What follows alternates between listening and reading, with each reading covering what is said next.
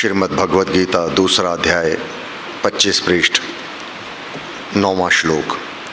ओम नमो भगवते वासुदेवाय नमः। ओम नमो भगवते वासुदेवाय नमः। अब तक के पाठ में अर्जुन व्याकुल है, उस पर मोह रूपी यह पाप छा रहा है। ये पांचों विषय जो हैं और उनमें आगे चलकर के मोह, ये स्वाभाविक है प्रत्येक मानव में, परंतु इनका सदुपयोग और दुरुपयोग यही बंधनों का अथवा मुक्ति का कारण बनता है। अगर जननी मां को अपनी संतान से मोह ना हो तो उसका पालन पोषण नहीं कर पाएगी। वह मैला कुचैला है। अगर मोह ना हो तो घृणा रहित होकर के अपने बच्चे को वह पाल भी नहीं सकती।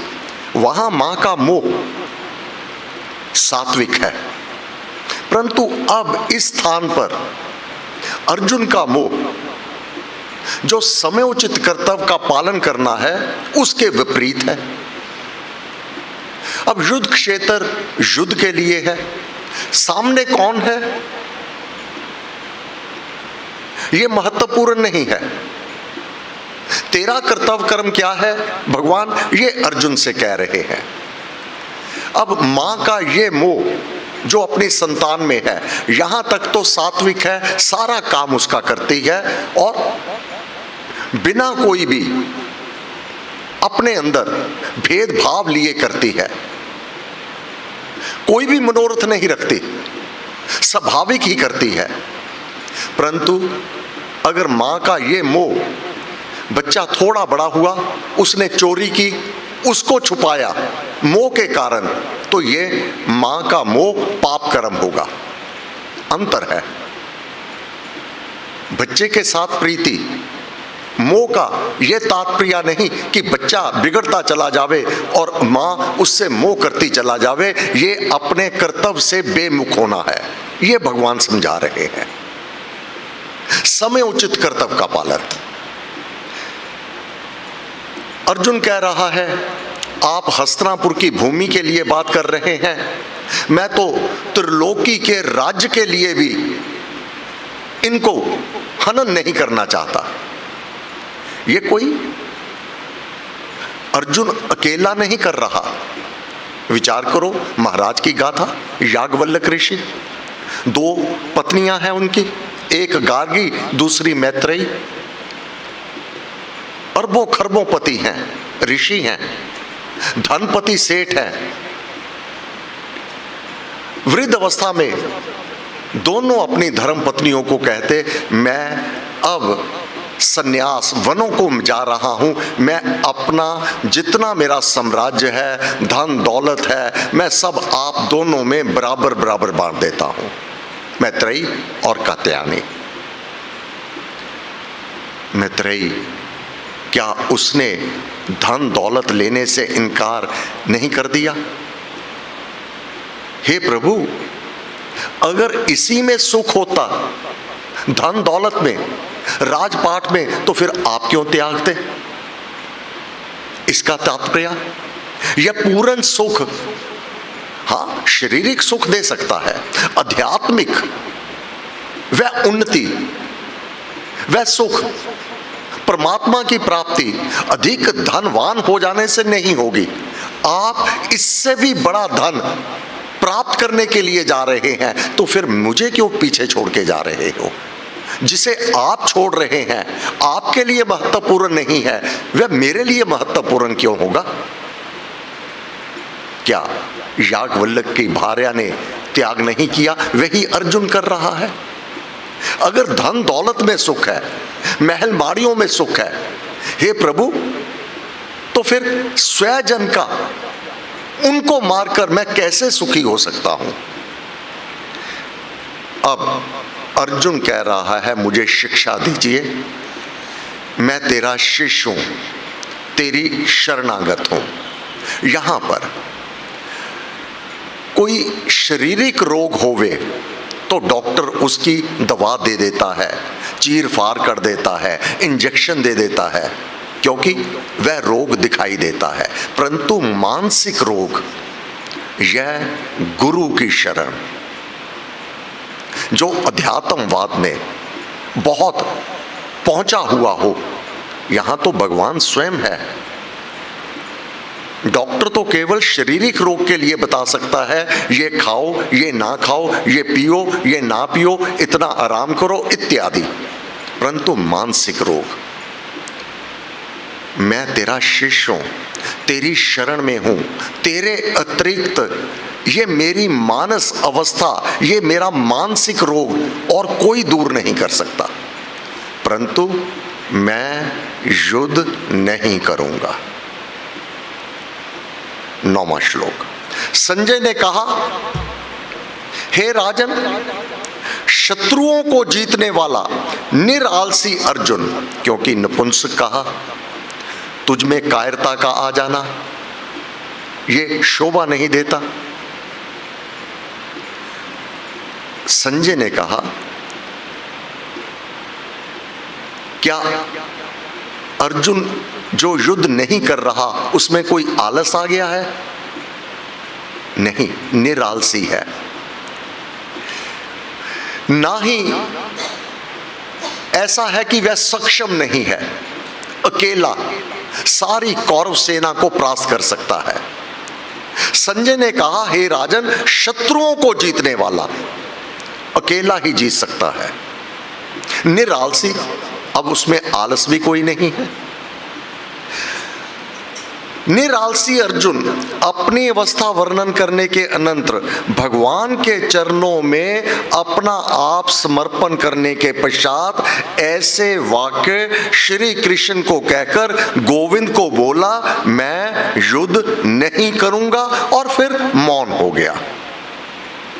अब ये संजय धृतराष्ट्र को सुना रहा है और धृतराष्ट्र अपने महल में बैठा हुआ अति हर्षित हो रहा है कि अब युद्ध नहीं होगा, क्योंकि अर्जुन ने कह दिया मैं युद्ध नहीं करूंगा। संजय, अब युद्ध नहीं होगा ना? नहीं राजन, ऐसा नहीं है। संजय ने कहा, हे भारत, अर्जुन की ऐसी मानस दशा देखकर अब शारीरिक अवस्था तो बिल्कुल ठीक है, मन से हारा हुआ है, मन से डावाडोल है। परम पूज्य श्री स्वामी जी महाराज भक्ति प्रकाश, मन के हारे हार है, मन के जीते जीत। हम सब के लिए अपने व्यवहारिक जीवन में सुसमय कुसमय अवश्य आएंगे। आप और मैं, कोई भी एक भी व्यक्ति इस संसार में नहीं जिसको केवल एवं केवल मन के अनुकूल ही समय प्राप्त होंगे। मन के विपरीत बाधा विघ्न नहीं आवेगी। जब निर्णय करना कठिन हो जाएगा कि अब मुझे क्या करना है, ये हर मानव के जीवन में आता है। गीता हमें जीवन जीने की कला सिखाती है। अगर विपदा में, कठिन समय में, विपरीत समय में आप और मैं मन से हार गए तो फिर शेष कुछ भी नहीं बचने वाला। हाथ की गई है ना, खुद मेहनत की हुई थी, जब मुनाफा हुआ है अब घाटा हो गया है, तो क्या घाटा हो गया अब अपने शरीर को यूं शिथिल बना लेवे, हाथ पैर छोड़ देवे, अपने उत्साह को समाप्त कर देवे? घर के किसी सदस्य के साथ कोई भी झगड़ा हो गया, अब मुझे नहीं जीना, क्या खुदकुशी कर लेंगे? ऐसा नहीं है। मन के हारे हार है। मन के जीते जीत ये यहां पर भगवान सिखा रहे हैं। गीता पल पग पग पर हमें अपने जीवन में रहना कैसे है ये सिखाता है। अर्जुन और भगवान कृष्ण ये तो निमित्त मात्र है, ये हमें ज्ञान देते हैं विपरीत समय में उसका सामना कैसे करना है। अनुकूलता में अभिमान नहीं करना और विपरीतता में अपने मन से नहीं हार जाना, अपने मन से डावाडोल नहीं हो जाना। भगवान कह रहे हैं। संजय ने कहा, हे भारत, अर्जुन की ऐसी मानस दशा देखकर और उसकी दीन दुर्बल अवस्था को जानकर दोनों सेनाओं के बीच श्री कृष्ण ने मुस्कुराते हुए, अब युद्ध क्षेत्र है, डबडबाती आंखों वाले अर्जुन, रो रहा है अर्जुन और भगवान कृष्ण मुस्कुरा रहे हैं। क्या मां ऐसे नहीं करती? बच्चे को समझाया, नहीं माना, डांटा, फिर भी नहीं माना, फिर भी कहा, नहीं माना। अब मां क्या करेगी? मुस्कुराएगी। फिर तेरे को नहीं समझ आ रहा मैं क्या कह रही हूं? वही अवस्था यहां पर है। अर्जुन रो रहा है, कांप रहा है, भयभीत है और भगवान मुस्कुरा रहे हैं। अगर परिवार में ऐसा हो जाए, अगर कोई रो रहा है, घबरा रहा है, चिंतित है और सामने खड़ा मुस्कुरा रहा है, उसको गुस्सा तो आएगा। पे मैं व्याकुल हो रहा हूं, मैं रो रहा हूं और मुझे समझ नहीं आ रही और आप मुस्कुरा रहे हो, क्यों? मां क्यों मुस्कुराती है? क्योंकि बच्चे की अनुचित वह उसको जो भयभीत हो रहा है, अनुचित, उसकी अनुचित कामना, उसका अनुचित व्यवहार, उसकी अनुचित मांग, मां इसलिए मुस्कुराती है। भगवान भी इसीलिए मुस्कुरा रहे हैं। तू व्याकुल किस लिए है? श्री कृष्ण ने मुस्कुराते हुए, अब मुस्कुरा किसके पे रहे हैं? जो दुखी है। साधारणतः कोई दुखी हो, हम उसके सम्मुख मुस्कुराने लगे तो कैसा लगे? उस दुखी अर्जुन को यह वचन कहा, उसकी कर्तव्य विमुखता। यहां भगवान हमें कह रहे हैं, विपरीत समय में अपने कर्तव्य कर्म का त्याग ना कर देना। अगर कर्तव्य कर्म को छोड़ दोगे तो सफलता कदापि नहीं प्राप्त कर पाओगे, सब कुछ नष्ट भ्रष्ट हो जाएगा। उसकी कर्तव्य विमुखता, अनुचित अधीरता, अनुचित अपने धैर्य को छोड़ा बैठा है, वह अनुचित है, उचित नहीं है। और मानस दुर्बलता देखकर मंद मुस्कुराहट के साथ महाराज उसे यह वचन बोले, हे अर्जुन, तू उनका शोक करता है जिनका शोक नहीं करना चाहिए। तेरे सामने खड़े कौन है? वह भी तो धनुष बाण हाथ में लिए तो तेरे ऊपर वाण चलाकर तेरे प्राणों को लेने के लिए खड़े हैं। जिसके लिए तू डर रहा है, रो रहा है, भयभीत है, वही कर्म तो वह कर रहे हैं। वह भी तो, उनके लिए वे तो अपने शिष्य हैं, अपने पुत्र हैं, अपने पौत्र हैं। भीष्म पितामह के लिए अपने पौत्रे हैं जिनके ऊपर उसने वाण चलाना है। तूने भी बाण चलाना है। वह तो भयभीत नहीं है, वह तो नहीं डर रहे, वह तो नहीं रो रहे, तू क्यों रो रहा है? हे अर्जुन, तू धर्म कर्म रत ज्ञान ध्यान प्रायण उन भीष्म आदि का शोक करता है जिनकी चिंता करना तुझे उचित नहीं। वे तुझसे अधिक ज्ञानवंत है। तू भीष्म पितामह, द्रोणाचार्य, कृपाचार्य, वह तेरे से अधिक ज्ञानवंत है। वे क्यों नहीं रो रहे कि मैं अपने पुत्र अपने पौत्रों पर धनुष्मान ताना हुआ है? तू रो रहा है?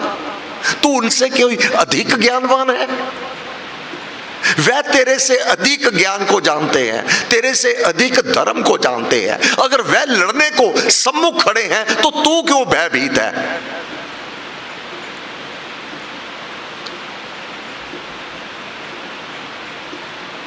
वे तुझसे अधिक ज्ञानवंत हैं और धर्म के सार मर्म को समझते हैं। क्या धर्म है, क्या अधर्म है, वे तेरे से अधिक समझते हैं।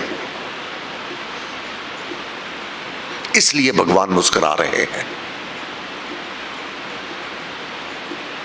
ऐसी दशा में मोहवश बस तेरे ऊपर मोह है, उनके ऊपर मोह नहीं। वह अपने कर्तव्य कर्म के अंतर्गत सामने खड़े हैं और तू मोहवश अपने कर्तव्य कर्म का त्याग कर रहा है।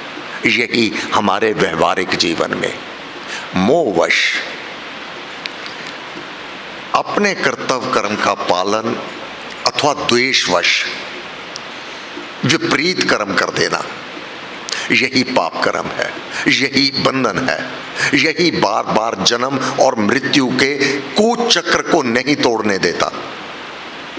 मोक्ष की प्राप्ति करनी है, हृदय से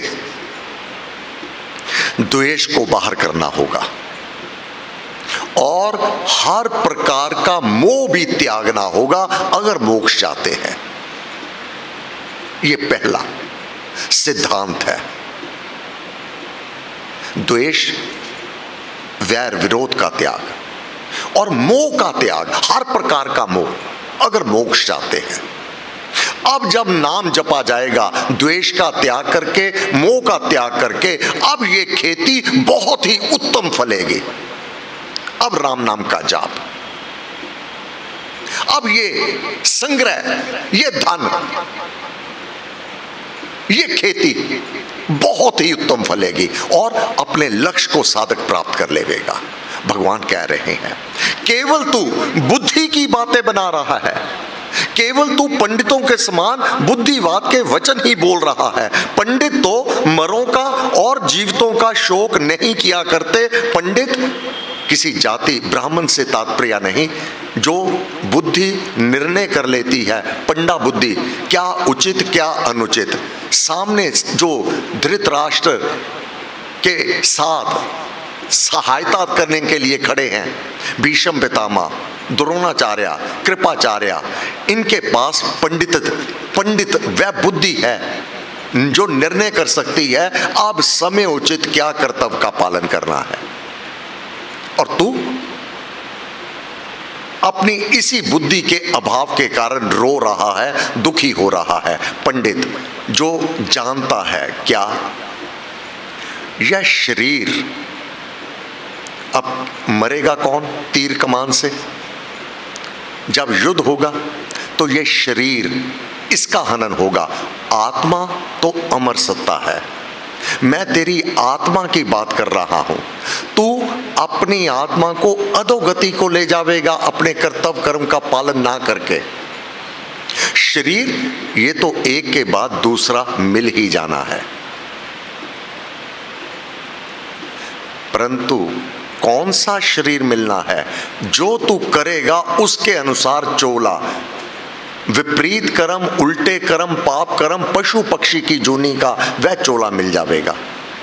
अपना कर्तव्य कर्म करके, अपने कर्तव्य का पालन करते हुए उच्चतम गति को तू प्राप्त करेगा। मैं ये कह रहा हूं। अब तू शरीर को बचाना चाहता है, अब ज्यादा से ज्यादा करेगा, वाहन नहीं चलाएगा। क्या तेरे वाहन ना चलाने से क्या वह कभी भी नहीं मरेंगे? 100 तालों के पीछे उनको बंद कर दे, क्या वह कभी मरेंगे नहीं? तेरे बचाने पर भी वह नहीं बच पावेंगे। एक ना एक दिन काल का ग्रास वह बन करके रहेंगे। फिर तू अपने कर्तव्य का पालन क्यों नहीं करता? अर्जुन कहता है मैं इनको नहीं मारूंगा। क्या अर्जुन? फिर बोलो, क्या जन्म और मृत्यु तेरे हाथ में है? तू नहीं मारेगा? तेरे पास है क्या? इनको तो मैंने पहले ही मार रखा है, तू अपने कर्तव्य कर्म का पालन कर। ओम नमो भगवते वासुदेवाय नमः। ओम नमो भगवते वासुदेवाय नमः। आज बुधवार, इस समय भीतर अखंड जाप श्री स्वामी जी महाराज के कमरे में 5:30 बजे इसका समापन। सर्वशक्ति मते परमात्मने श्री रामाय नमः। सर्वशक्ति मते